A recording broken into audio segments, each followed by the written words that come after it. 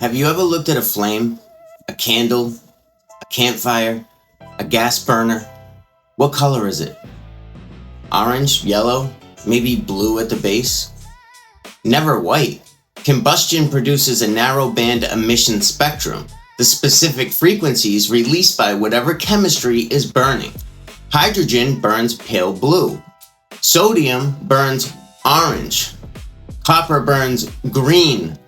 Every element has its own specific spectral signature. That's documented laboratory chemistry. Now look at sunlight through a prism. Red, orange, yellow, green, blue, indigo, violet.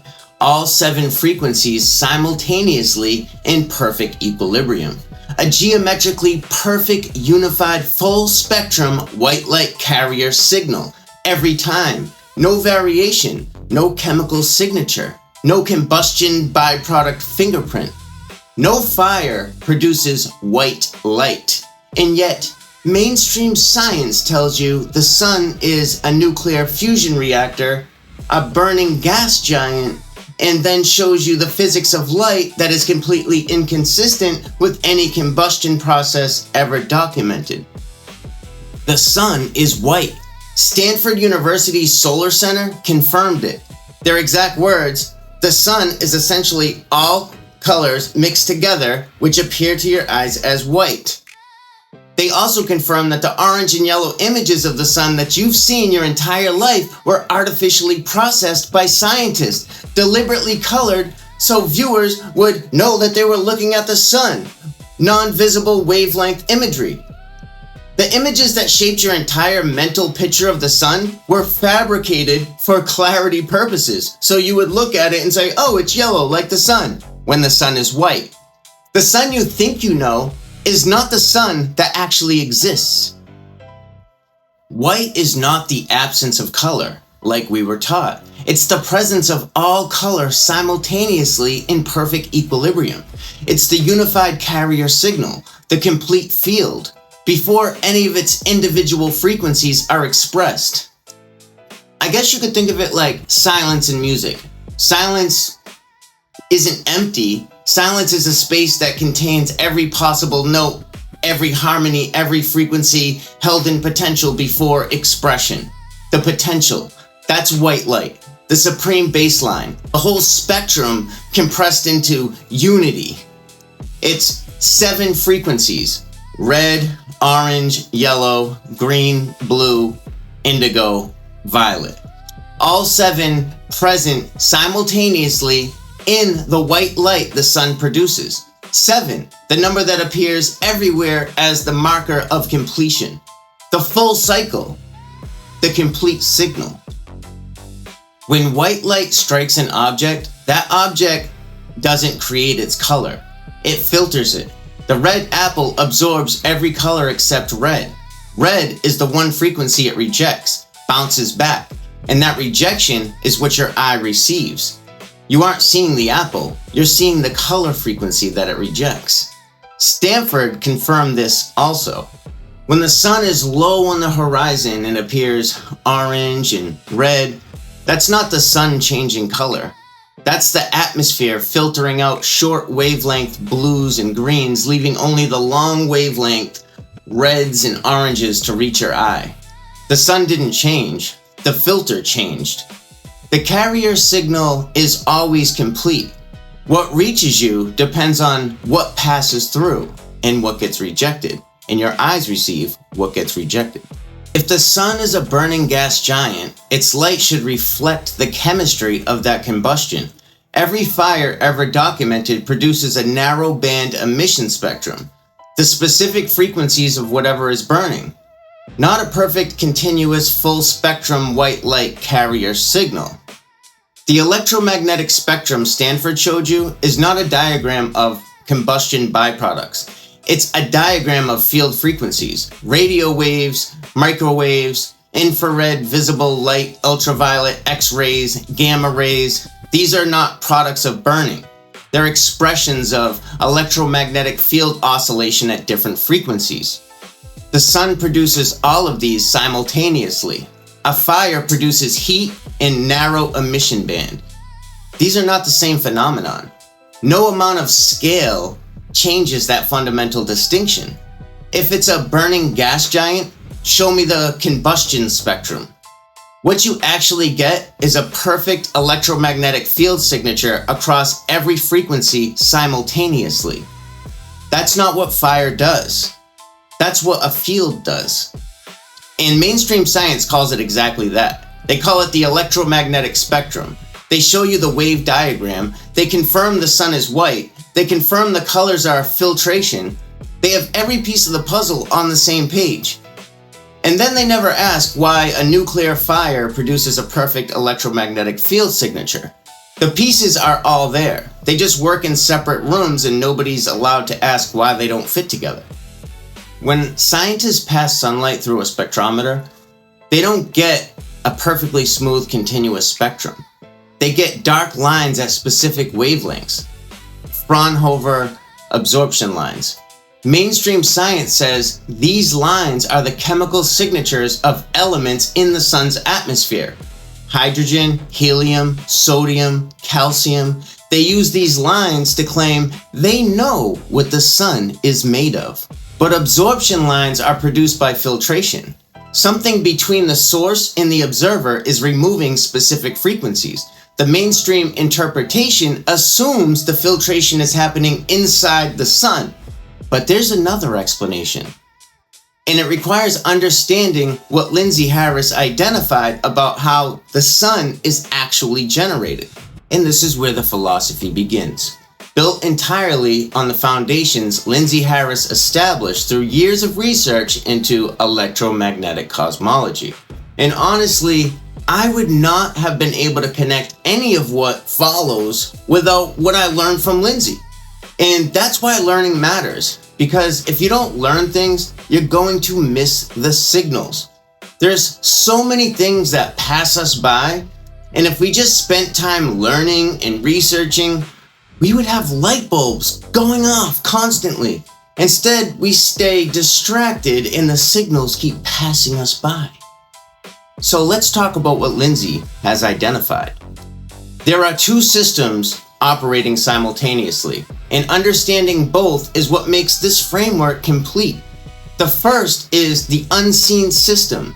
At the center of the entire system, at the Arctic vortex, sits a pure cold fusion plasma source at the event horizon of a black hole.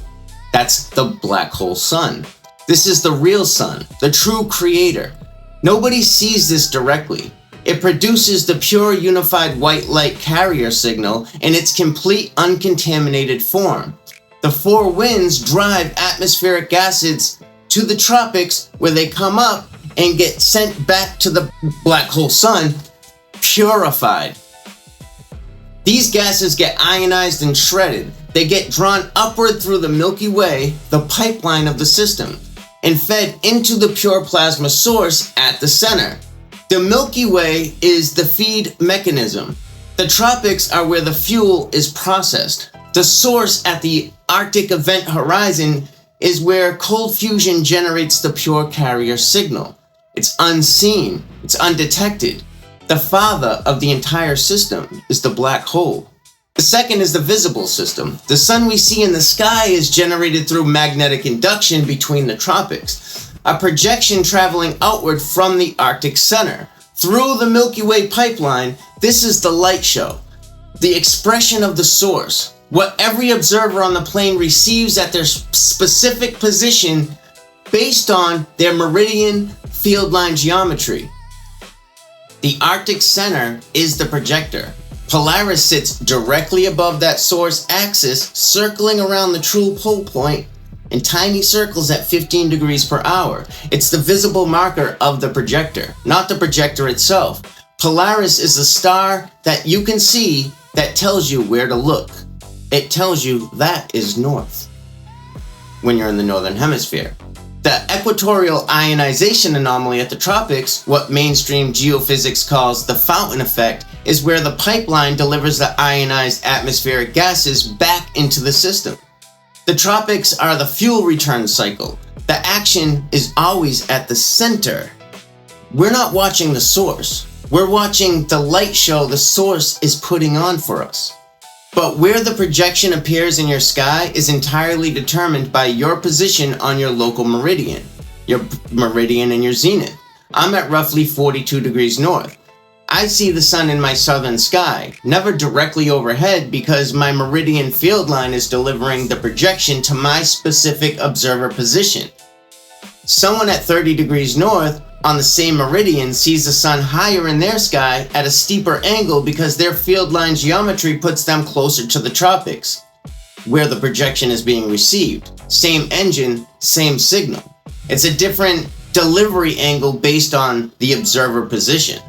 At the center of that Arctic source, at the event horizon, is the black hole, the land of inaccessibility. Nobody goes there, nobody sees it directly. It's the unseen realm, the Father. And from that unseen realm, everything in our visible world is projected. Our entire room, everything we see, everything we touch, measure, it's projected from the black hole into the realm of light. Sound becomes light. The word becomes the world.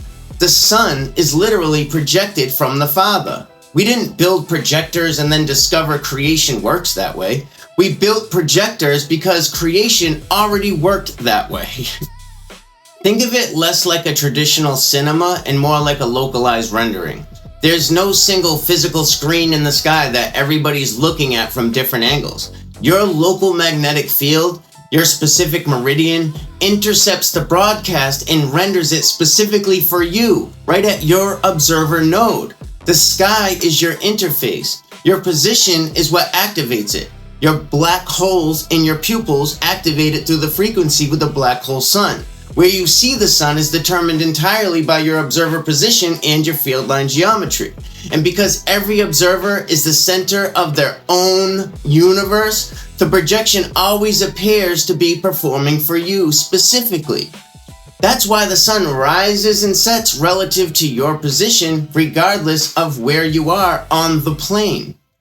The HeartMath Institute measured the torus field of the human heart. You cannot see that field yourself. What you can see is the physical body it expresses through, the person standing in front of you. The field is invisible. The projection is what you interact with. The same principle applies to the Earth system, or the system of the universe, because this is the entire universe. The Earth is just the plane. You cannot see the torus field. You cannot see the black hole at the Arctic center. You cannot see the Milky Way as a pure carrier signal, the unseen rainbow, the combined frequency band that delivers everything. What you can see is what it projects into your realm as physical reality. As above, so below is not a metaphor, as I've said many times before. It's a description of how the system actually works at every scale.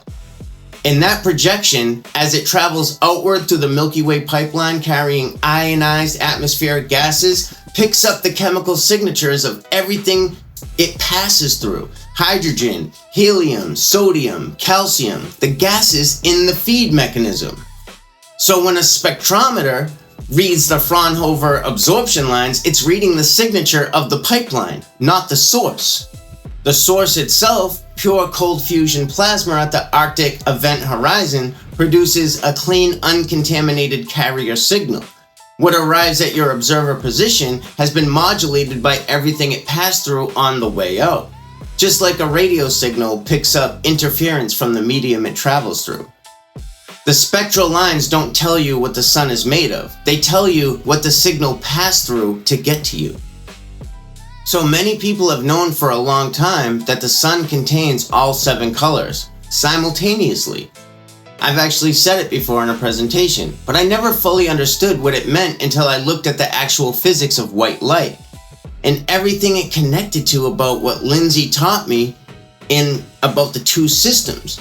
The unseen plasma source at the Arctic center generating a pure carrier signal, and the visible projection traveling outward through the pipeline picking up the signatures of everything it carries. Had I not learned Lindsay's framework, I would never have known how to connect the spectroscopy results to the white light physics. I would have seen the pieces and not known they were of the same puzzle. That's why learning matters. That's why research matters. The signals are everywhere. The Stanford Solar Center confirmed the sun is white. They confirm that images are artificially colored when you see them in magazines and on photos. They called it electromagnetic themselves. The pieces have always been there. The sun is not a burning gas giant accidentally producing light as a byproduct of combustion. It's a cold fusion plasma source broadcasting a geometrically perfect unified electromagnetic carrier signal. All 7 frequencies simultaneously in perfect harmonic equilibrium, through a pipeline that imprints the signatures of everything it carries. The rainbow isn't a trick of the atmosphere, it's the carrier signal showing you what it's made of. No fire does that, only a field does that.